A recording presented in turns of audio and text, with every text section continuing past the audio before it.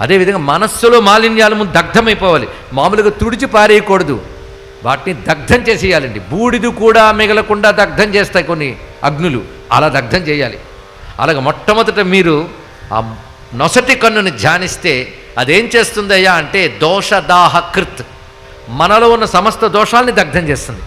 ఆడు తర్వాత ఏం చేస్తాడంటే సూర్యనేత్రంతో చూస్తాడు. సూర్యుడు చీకటిని పోగొడతాడు, తమస్సును పోగొడతాడట.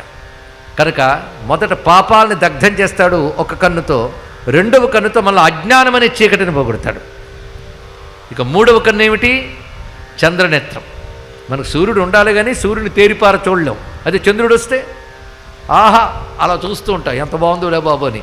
చంద్రుడు చల్లగా ప్రసన్నంగా ఉంటాడు. ఇందాక చెప్పుకున్న చంద్రుడు అమృతం కూడా ఇస్తాడని ఇక్కడ. కనుక స్వామి ఒక కన్నుతో మన దోషాలు దగ్ధం చేస్తాడు, రెండవ కంటితో జ్ఞానం ఇస్తాడు, మూడవ కంటితో ఆనందాన్ని శాంతిని ప్రసాదిస్తాడు. ఇప్పుడు చెప్పండి, మనకి ఏ కన్ను కావాలి? మూడు కన్నులు చూపులు కావాలి కదా.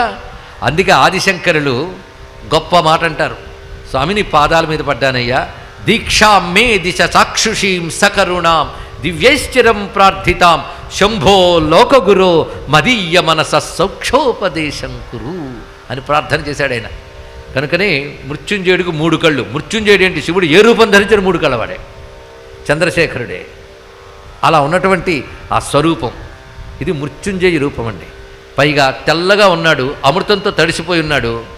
త్రియక్షం, ఈ త్రియక్షం మూడు కళ్ళు చాలా అవసరం.